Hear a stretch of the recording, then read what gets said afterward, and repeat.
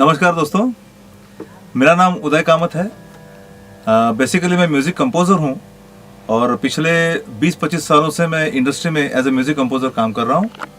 मेरे बहुत सारी टीवी सीरियल्स, एल्बम्स और एड्स और बहुत सारे ऐसे प्रोजेक्ट्स मेरे आते रहे हैं। पिछले 15 सालों से मैं मुंबई फिल्म एकेडमी से जुड़ा हूँ। मैं यहाँ पर प्लेबैक सिंगिंग एक्चुअल क्या होती है वो मैं सिखाता हूँ और उसी के लिए मुझे यहाँ पर अपॉइंट किया गया है।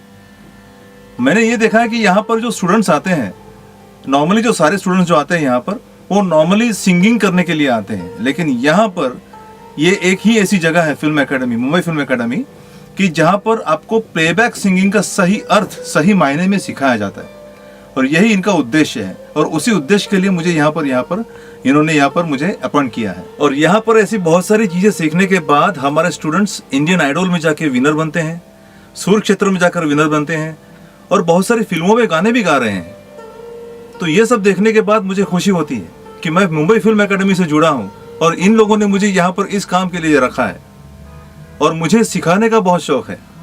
तो दोस्तों, यहाँ पर एग्जैक्टली प्लेबैक सिंगिंग क्या है, वो टेक्निक्स, वो ट्रिक्स यहाँ पर सिखाई जाती है। माइक्रोफोन प्लेसमेंट से लेकर लाइव स्टेज पर परफॉर्मेंस कैसे करें, स्टूडियोज में और लाइव स्टेज में बहुत अंतर होता है। तो ये दोनों चीज़ें मैं यहाँ पर सिखाता हूँ। प्लस माइक्रोफोन टेक्सचर्स, माइक्रोफोन के लिए अलग अलग टेक्सचर्स यूज किए जाते हैं क्योंकि अलग अलग जॉनर्स के गाने होते हैं। ये सारी बहुत सारी बातें, टेक्निकलिटीज जो हैं यहाँ पर कीनली मैं सिखाता हूँ और जिसकी वजह से यहाँ पर स्टूडेंट जो है वो ब्राइट वॉइस लेकर बाहर जाकर काम करता है। गाने के मामले में जब हम सुर की बात करते हैं तो उसी के साथ हम डिक्शंस की भी बात करते हैं। सिर्फ सुरों पे और एक्सप्रेशंस पे हम ध्यान नहीं देते, तो हम डिक्शंस पे भी ध्यान देते हैं। डिक्शंस का मतलब है कि आपके उच्चारण अगर सही है तो उसके मायने सही निकलते हैं। जैसे कि गम और गम दोनों में अंतर है। गम यानी चिपकाने वाली कोई पदार्थ और गम बोले तो दुख। खुदा और खुदा, ये दोनों चीजों में अंतर है। खुदा यानी जो खुदा हुआ है, जो खड्डा है, और खुदा यानी भगवान। तो ऐसे अगर सही उच्चारण के साथ अगर आप बोलें और गाएं तो ही आपका मायना सही निकलता है। तो इस तरह से मैं यहाँ पर डिक्शंस पर भी काम करता हूँ। और एक उदाहरण आपको देता हूँ। जैसे गाना है ओ हसीना जुल्फों वाली जाने जहां, उसकी अगली लाइन है महफिल महफिल ए शमा फिरती हो कहाँ। लोग हमेशा गाते हैं महफिल महफिल ए शमा फिरती हो कहाँ, जो गलत है। फिरना और फिरना में फर्क है। फूल और फूल दोनों में फर्क है। फूल यानी मूर्ख और फूल यानी फूल, गुलाब का फूल या किसी भी फूल का फूल। तो इस तरह से यहाँ पर हम डिक्शंस पे काम करते हैं, साथ साथ एक्सप्रेशंस। अलग अलग जॉनर्स के गाने अलग अलग एक्सप्रेशंस के साथ हम गवाते हैं। खास करके मैं गवाता हूँ। स्टेज कॉन्फिडेंस, स्टेज फियर बहुत से लोगों को होता है। बहुत से सिंगर्स यहाँ पर आते हैं जो स्टूडेंट्स होते हैं, उनको स्टेज फियर बहुत ज़्यादा होता है।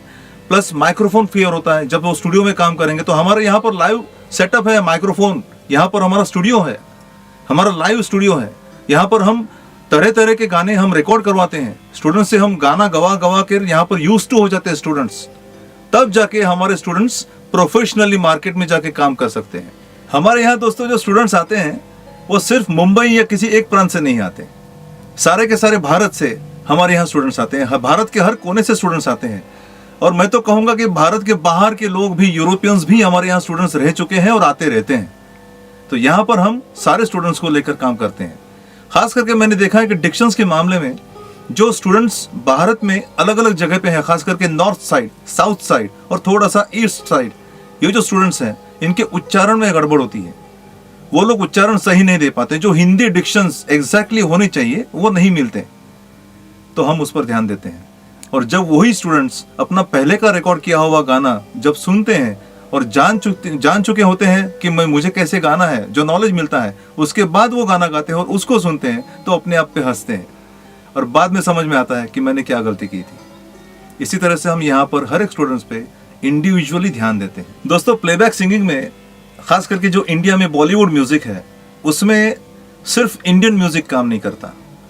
यहाँ पर ज्यादा पैमाने में वेस्टर्न म्यूजिक का ज्यादा इफेक्ट लगता है। यहाँ पर वेस्टर्न म्यूजिक का ज्यादा कल्चर हमारे म्यूजिक पर छाया हुआ है और पहले के ज़माने से है, आज ही नहीं है। तो वेस्टर्न म्यूजिक के बारे में हमारे यहाँ पर सिखाने वाले लोग बहुत कम हैं, हमारे इंडिया में खास करके। लेकिन मुंबई फिल्म एकेडमी में मैं खुद वेस्टर्न म्यूजिक भी सिखाता हूँ। वेस्टर्न म्यूजिक इसका मतलब कुछ लोग जानते हैं कि सिर्फ कॉर्ड स्ट्रक्चर, कॉर्ड प्रोग्रेशन, कुछ नोट्स वगैरह इधर उधर, वो सब नहीं। इसके बावजूद भी बहुत सारी बातें होती हैं जो प्रैक्टिकली यहाँ पर सीखनी पड़ती है। फॉल्सिटो से लेकर अलग अलग टोन्स, टोनल क्वालिटी, अलग अलग जॉनर्स, उसके साथ साथ म्यूजिकल एम्बियंस। वेस्टर्न म्यूजिक के अलग अलग जॉनर्स के म्यूजिकल एम्बियंस होते हैं, उनको भी समझना पड़ता है, उसके हिसाब से हमें गाना पड़ता है। तो वॉइस टेक्सचर उसके हिसाब से बनाना पड़ता है, वो सारी बातें। फिर एक्शन, एक्सेंट्स, वेस्टर्न एक्सेंट्स अलग हैं। वेस्टर्न एक्सेंट से लेकर हम हिंदी में अगर गाएं तो बात अलग बनती है। ये सब बातें हम एक्सपेरिमेंटल तरीके से स्टूडेंट्स को पर्सनली सिखाते हैं और उनसे एक्सपेरिमेंट्स करवाते हैं, तब जाके स्टूडेंट्स बनता है सिंगर, प्रोफेशनल।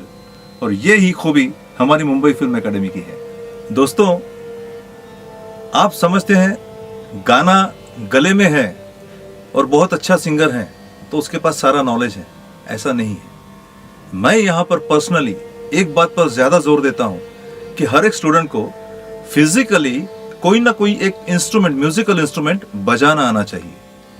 क्योंकि जब उसका हाथ किसी म्यूजिकल इंस्ट्रूमेंट पे कमांड के साथ चलता है, उसके साथ उसको ये फील होता है कि म्यूजिक मेरे हाथों में है।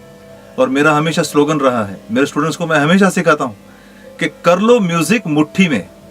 अगर मुट्ठी में आपकी म्यूजिक है तो आपकी कमांड म्यूजिक पर रहती है। गले में अच्छा सुर है तो उससे म्यूजिक नहीं बनता।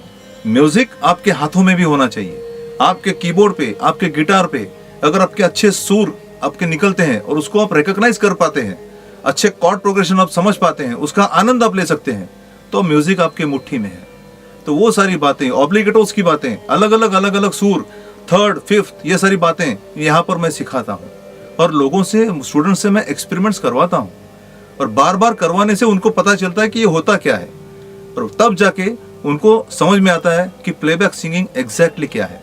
क्योंकि जब प्लेबैक सिंगिंग में कान में हेडफोन लगता है तो उस समय होता क्या है, कान में सिर्फ हारमोनी सुनाई देती है, कॉर्ड्स सुनाई देते हैं और पीछे बजने वाले कुछ म्यूजिक पीसेस और बहुत सारी रिदम के पैटर्न सुनाई देते हैं। तो रिदम के पैटर्न्स को भी कैसे एंजॉय किया जाए, ये सब बातें मैं यहाँ पर सिखाता हूँ। तो इन बातों से स्टूडेंट्स बन बन के निखर के बाहर आता है और उसके बाद वो प्लेबैक सिंगिंग में बिना डरे परफॉर्मेंस बहुत कड़क देता है। जैसे रिकॉर्डिंग सिस्टम और उसकी टर्मिनोलॉजीज, रिकॉर्डिंग के सारे सॉफ्टवेयर्स, उपकरण जो भी लगते हैं उनके बारे में जानकारी होनी चाहिए। रिकॉर्डिंग सिस्टम में काम करते वक्त उसमें यूज करने वाले जो लैंग्वेजेस हैं, उसमें यूज करने वाले जो टर्म्स हैं, उनको जानना जरूरी है। मैं ये सब सिखाता हूँ। मैं रिकॉर्डिस्ट, एज ए रिकॉर्डिस्ट मेरे खुद के काम मैं खुद ही करता हूँ, इसीलिए मैं पूरे भरोसे के साथ स्टूडेंट्स को सिखा सकता हूँ। तो रिकॉर्डिंग के सॉफ्टवेयर के बारे में सब कुछ मेरे सिंगर्स भी जानते हैं। रिकॉर्डिंग्स के ट्रैक सिस्टम क्या है, रिकॉर्डिंग का मिडी फाइल क्या है, ये सब मेरे स्टूडेंट्स जो सिंगर हैं वो भी जानते हैं। मैं इस तरह से स्टूडेंट्स पे ध्यान देता हूँ। तो दोस्तों, फिल्मों में अच्छा गाना है, लाइव स्टेज पर जम के परफॉर्मेंस देना है और पूरी दुनिया में अपना नाम कमाना है तो मुंबई फिल्म एकेडमी में आइए। Thank you.